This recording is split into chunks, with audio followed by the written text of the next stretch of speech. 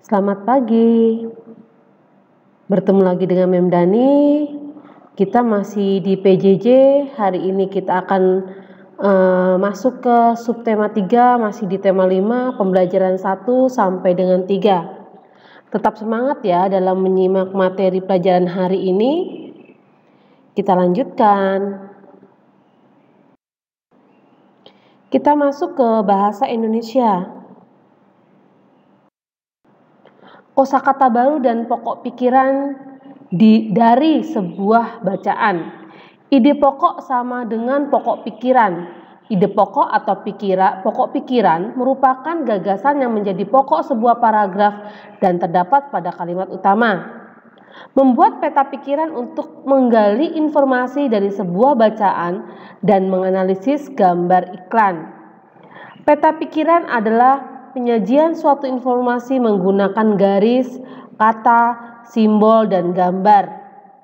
Pembuatan peta pikiran menggunakan aspek apa, di mana, kapan, siapa, mengapa, dan bagaimana. Kosakata dalam KBBI atau Kamus Besar Bahasa Indonesia artinya pembendaharaan kata. Kosakata baru dapat kita temukan dalam sebuah bacaan. Untuk memahami isi sebuah bacaan, kita harus mengetahui dahulu arti dari kosakata pada bacaan tersebut. Kita masuk ke ilmu pengetahuan alam atau IPA. Hubungan antara rantai makanan dan jaring-jaring makanan.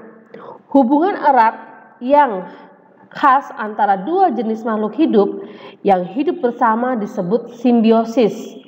Simbiosis dibedakan menjadi 3 macam, yaitu simbiosis mutualisme, simbiosis komensalisme, dan simbiosis parasitisme. Semua makhluk hidup memerlukan makhluk hidup yang lain untuk dapat mempertahankan hidupnya. Ketergantungan antar makhluk hidup dapat digambarkan pada sebuah rantai makanan dan jaring-jaring makanan. Kita lihat contoh rantai makanan berikut ini. Rantai makanan adalah rangkaian proses peralihan energi dari sumbernya, yaitu tumbuhan melalui organisme yang memakan dan dimakan. Kita lihat di sini. Rumput merupakan produsen atau pembuat makanan. Lalu dari rumput dimakan oleh konsumen pertama, yaitu belalang. Belalang dimakan oleh konsumen kedua, yaitu katak. Dan katak dimakan oleh konsumen ketiga, yaitu elang. Lalu elang, konsumen keempat, dimakan oleh jamur. Maksudnya di sini makan, waktu mati itu akan diurai oleh jamur atau pengurai. Itu adalah contoh rantai makanan.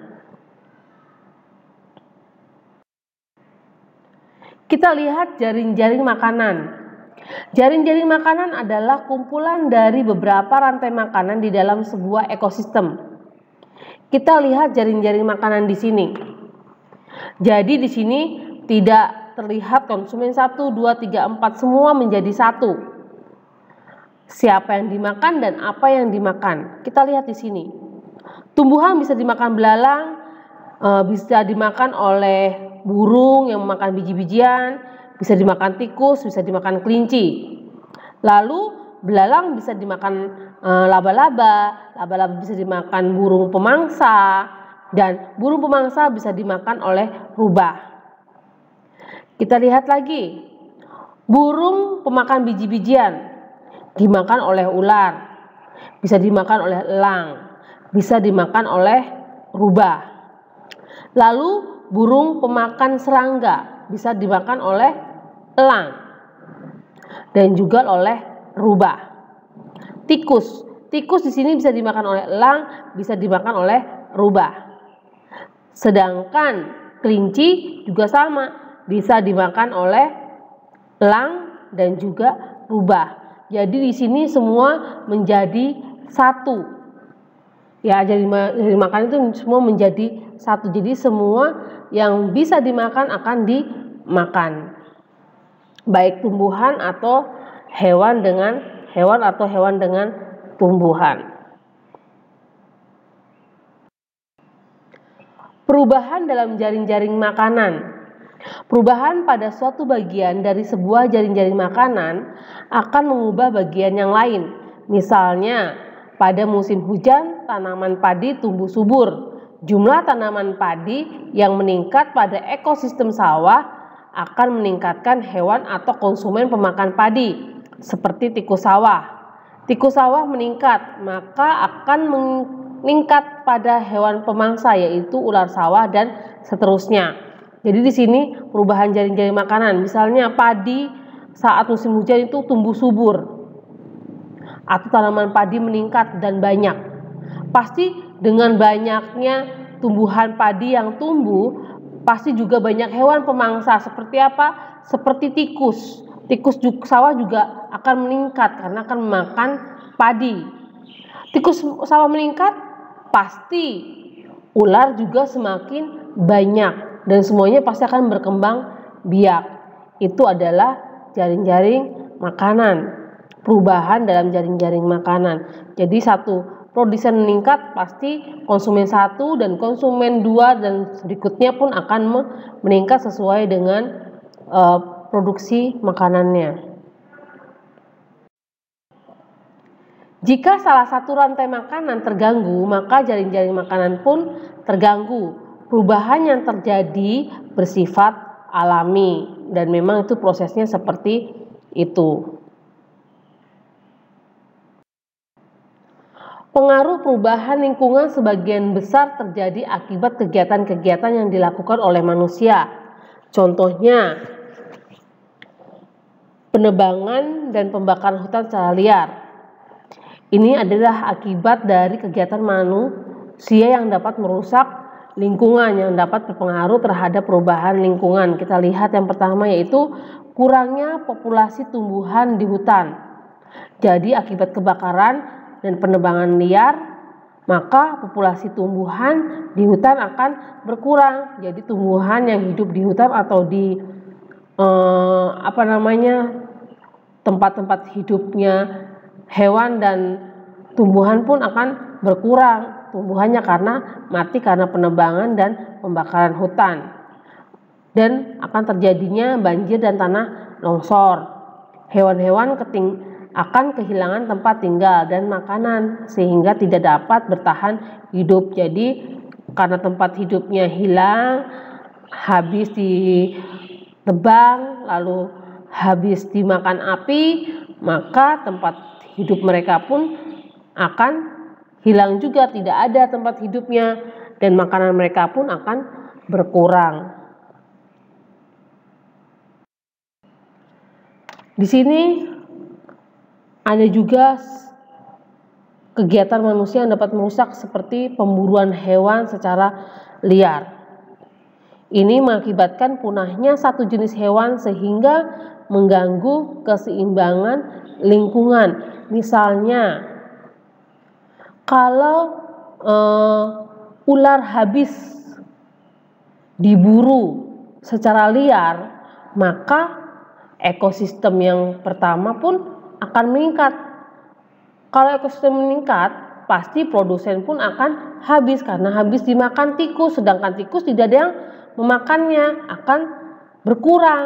Nah, seperti itu contohnya. Jadi harus ada keseimbangan antara hewan dengan lingkungan, dengan ekosistem 1 dan ekosistem 2. Lalu selanjutnya, penggunaan pupuk kimia secara berlebihan atau dalam jangka waktu yang sangat lama dapat menimbulkan pencemaran air dan tanah. Jadi penggunaan pupuk kimia yang sangat banyak juga tidak akan bagus untuk tumbuhan, juga tanah serta air, karena itu dapat merusak sari-sari makanan yang ada di dalam tanah, seperti hewan-hewan yang dalam tanah yang menyuburkan tanah pun akan mati, dan tanah juga merupakan salah satu penyerapan air dan air pun akan tercemar. Begitu juga tanaman yang dihasilkan, karena banyaknya bahan kimia, hasil dari tumbuhan tersebut juga kurang memberikan,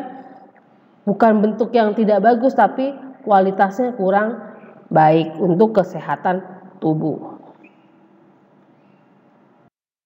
Contoh berikutnya yaitu penggunaan pestisida secara berlebihan. Itu dapat mengakibatkan pencemaran air dan tanah, dan juga dapat menyebabkan hama menjadi resisten atau daya dan kekuatan.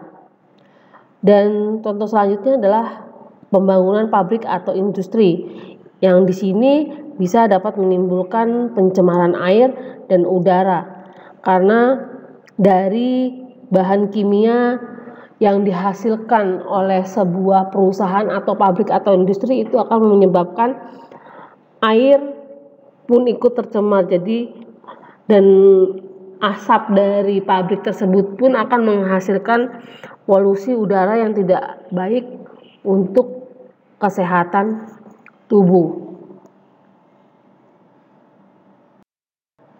Sekarang kita masuk ke PPKN, Pendidikan Pancasila dan Kewarganegaraan. Kegiatan gotong royong dalam masyarakat. Melalui kegiatan gotong royong, kita dapat menerapkan nilai-nilai seperti kebersamaan, rela berkorban, persatuan, saling membantu, kepedulian terhadap sesama, dan saling menghormati antar warga masyarakat.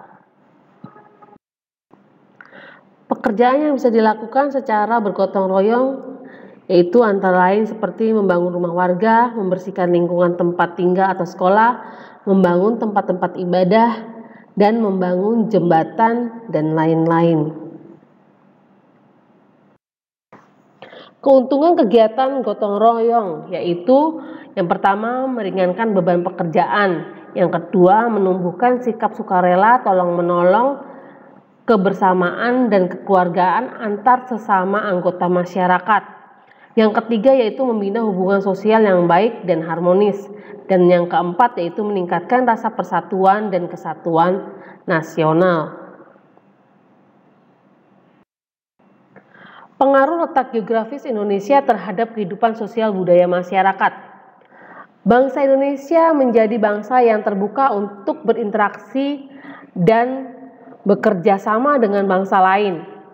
Indonesia terletak di persimpangan jalur membawa berbagai pengaruh di bidang sosial budaya dari bangsa-bangsa lain seperti adat, kebiasaan, agama, dan bahasanya. Jadi karena letak Indonesia yang sangat strategis ini bisa membawa pengaruh terhadap kebudayaan-kebudayaan yang ada di Indonesia.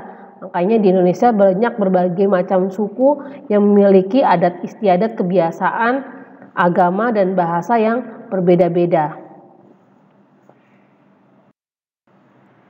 Lalu terjadi alkulturasi, yaitu perpaduan dua budaya tanpa menghilangkan kebudayaan sendiri, atau akibatnya terbentuk kebudayaan Indonesia yang beraneka ragam.